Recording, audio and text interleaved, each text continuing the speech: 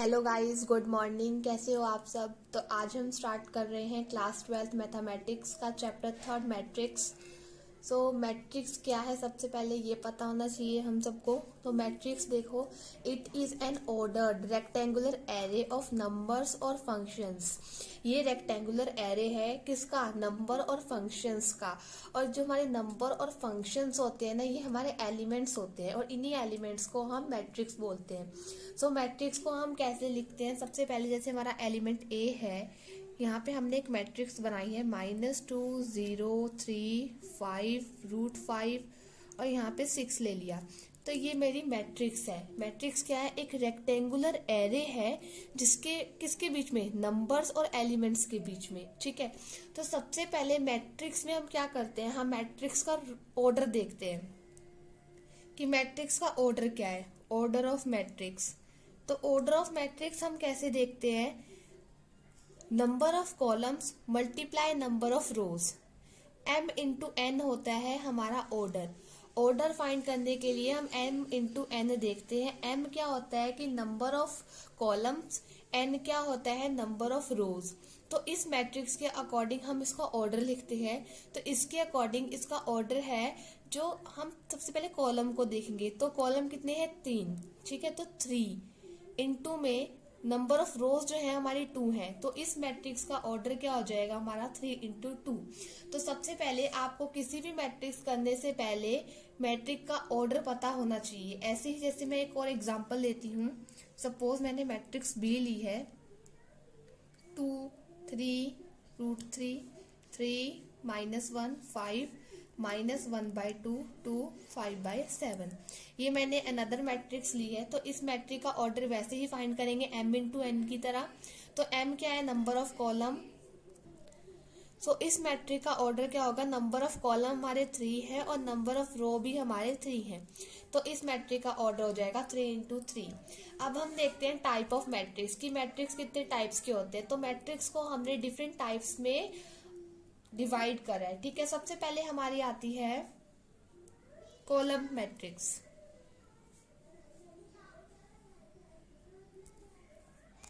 Column matrix क्या है? तो a matrix is said to be a column matrix if it has only one column. एक matrix तभी column matrix कहलाती है जब उसके कॉलम में, जब उसका ओनली वन कॉलम हो। For example, only one column का मतलब है जैसे 0√3 -1।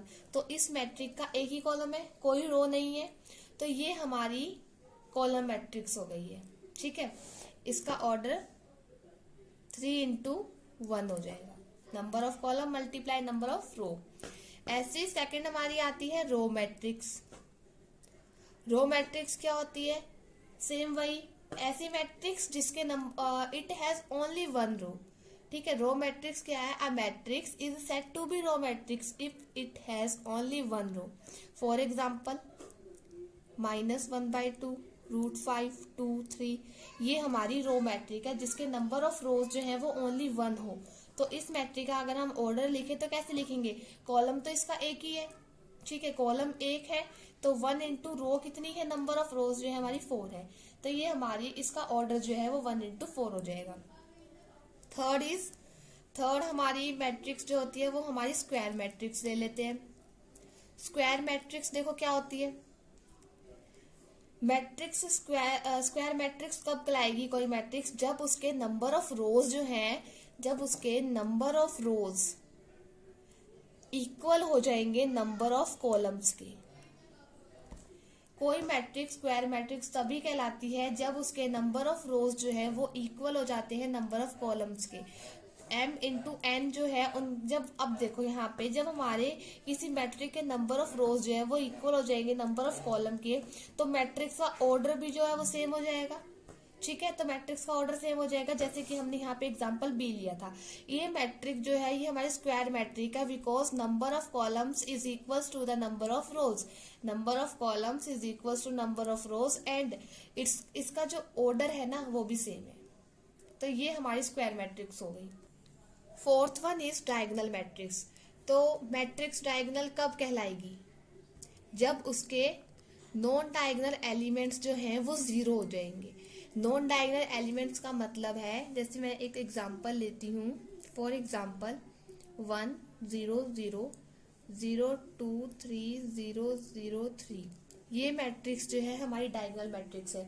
अभी मैंने क्या कहा, डायगोनल मैट्रिक्स क्या होती है कि जो हमारे नॉन डायगोनल एलिमेंट्स हैं वो नॉन जीरो, मतलब वो जीरो ना हो, और जो हमारे ये वाले डायगोनल मैट्रिक्स है ना, ये हमारे नॉन जीरो हो, तो हमारी मैट्रिक्स जो है वो डायगोनल मैट्रिक्स कहलाती है। ठीक है, अब नेक्स्ट हमारी आती है स्केलर मैट्रिक्स। स्केलर का मतलब आपको पता होगा, स्केलर मतलब a single number, single number is known as a scalar number. ठीक है, तो स्केलर मैट्रिक्स क्या होती है, a diagonal matrix is said to be scalar matrix. एक डायगोनल मैट्रिक्स को ही हम स्केलर मैट्रिक्स कहते हैं। देखो फॉर एग्जाम्पल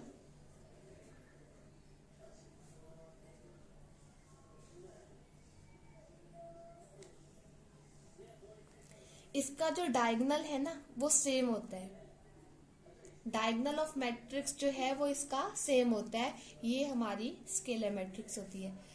नेक्स्ट हमारी आइडेंटिटी मैट्रिक्स होती है, जो कि इम्पोर्टेंट होती है सबसे ज्यादा। ठीक है, आइडेंटिटी मैट्रिक्स क्या होती है, इस मैट्रिक्स में जो हमारे डायगोनल है, जो हमारा डायगोनल होता है ना वो 1 होता है। देखो फॉर एग्जाम्पल ये जो हमारा डायगोनल है ना इस मैट्रिक्स का, ये 1 होगा और rest of the elements are 0। ठीक है, डायगोनल 1 होगा and rest of the elements जो है या रेस्ट ऑफ द नंबर जो है वो हमारे 0 हो जाते हैं इस मैट्रिक्स में। ठीक है, नेक्स्ट है हमारा जीरो मैट्रिक्स। जीरो मैट्रिक्स क्या होती है, a matrix is said to be zero matrix और नल मैट्रिक्स। इसको हम नल मैट्रिक्स भी कहते हैं। जब किसी मैट्रिक्स में एलिमेंट्स जो है वो 0 हों तो वो हमारी जीरो मैट्रिक्स होती है। ठीक है, तो ये हमने मैट्रिक्स को डिफरेंट टाइप्स में डिवाइड करा था। ठीक है, नेक्स्ट अब हम एक क्वेश्चन देख लेते हैं मैट्रिक्स से रिलेटेड, और एक नोट है यहाँ पे क्वेश्चन करने से पहले कि जो हमारा मैट्रिक ए हो, जो हमारी मैट्रिक ए होती है, ठीक है, वो इक्वल होती है मैट्रिक बी के। तो देखो मैट्रिक ए के each element of A matrix is equal to the corresponding element of B. ठीक है, ये लाइन हमेशा याद रखना कि ए एलिमेंट के, जो हमारे ए मैट्रिक है उसके सारे एलिमेंट जो है वो हमारी करस्पॉन्डिंग यानी बी एलिमेंट के इक्वल होते हैं। ठीक है, तो क्वेश्चंस में हमें यही ध्यान रखना है। इस क्वेश्चन में देखो हमें फाइंड करना है ए बी सी और डी की वैल्यू। ठीक है, तो यहाँ पे हम सबसे पहले इक्वेशन बना लेते हैं। जैसे हमने 2a प्लस बी, अब मैंने आपको बताया कि each element of a is equal to the corresponding element of b, तो ये हमारा 2a प्लस बी जो है वो 4 के इक्वल हो जाएगा। ठीक है, फर्स्ट इक्वेशन हो जाएगी, और a माइनस 2b जो है वो इक्वल हो जाएगा -3 के, ये सेकेंड इक्वेशन हो जाएगी। ऐसे ही हम 5c minus D equals to 11 की इक्वेशन बनाएंगे। ठीक है, और 4c प्लस 3d की इक्वेशन बनाएंगे जो कि 24 की इक्वल आएगी। यहाँ पे हम इस क्वेश्चन को कैसे सॉल्व कर सकते हैं, आपने क्लास 11th में या 10th में एलिमिनेशन मेथड पढ़ा था। ठीक है, एलिमिनेशन मेथड में हम एलिमेंट्स को या नंबर्स को एलिमिनेट करते हैं। ठीक है, तो नंबर्स को एलिमिनेट करते हैं, यहाँ पे कैसे करेंगे, यहाँ पे देखो प्लस और माइनस हमें दिया हुआ है, तो हम इस वाले एलिमेंट्स को इसके इक्वल कर देंगे। तो यहाँ पे ये 2 है, लेकिन यहाँ पे 2 नहीं है, यहाँ 1 है, तो इसको 2 करने के लिए हम इस इक्वेशन को 2 से मल्टीप्लाई कर देंगे। जब इस पूरी होल इक्वेशन को 2 से मल्टीप्लाई करेंगे तो ये क्या हो जाएगा, 2a plus 2 4a plus 2b equals to 8। And इस इक्वेशन को हम ऐसे ही रहने देंगे क्योंकि हमें यही तो इक्वेशन बनानी थी सॉल्व करने के लिए। तो यहाँ पे प्लस माइनस ये क्रॉस हो गया, 4a plus 5a, 4a plus a 5a हो जाएगा, और ये हमारा 5 हो जाएगा। a की वैल्यू हमारी 1 आ जाएगी। इस a की वैल्यू को इक्वेशन नंबर 1 में पुट करेंगे, पुट इन फर्स्ट इक्वेशन। ठीक है, a की वैल्यू को फर्स्ट में पुट करते हैं तो क्या आ जाएगा, 2 into 1 plus b equals to 4 आ जाएगा। तो 2 plus B equals to 4, b की वैल्यू कितनी आ जाएगी हमारी, 2 आ जाएगी। अब ऐसे ही a और b की तो आ गई, लेकिन हमें c और d की भी चाहिए, तो c और d के लिए हम इस इक्वेशन को सॉल्व करेंगे। सेम यही मेथड यूज करेंगे। यहाँ पे इस इक्वेशन को 3 में कन्वर्ट करना पड़ेगा, तो इस वाली इक्वेशन को हम 3 से मल्टीप्लाई करेंगे, हो जाएगा 15c minus 3d equals to 33। And इसको हम चेंज नहीं करेंगे, इसको इससे क्रॉस कर देंगे, ये हो जाएगा हमारा 19c इक्वल्स टू 57। c की वैल्यू हमारी 3 आ जाएगी। इस c की वैल्यू को पुट इन इक्वेशन 3 कर देंगे, तो 5 इंटू 3, यहाँ पे c की जगह 3 लिखा है मैंने, minus d equals to 11।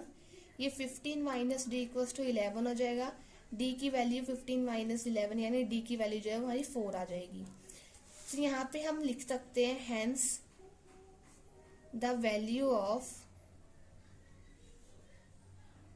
a equals to 1, b equals to 2, c equals to 3 and d equals to 4। ऐसे ही आप इससे रिलेटेड क्वेश्चंस जो है वो सॉल्व कर सकते हैं। इंट्रोडक्शन पढ़ा था मैट्रिक्स का, तो अब हम इस क्वेश्चन को सॉल्व करेंगे।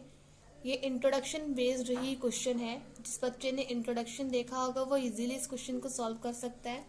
सो इस क्वेश्चन में देखिए क्या है, हमें एक मैट्रिक्स दी है ए मैट्रिक्स, जिसका हमें ऑर्डर ऑफ मैट्रिक्स बताना है, नंबर ऑफ एलिमेंट्स बताने हैं और एलिमेंट्स लिखने हैं A13 या A21 का।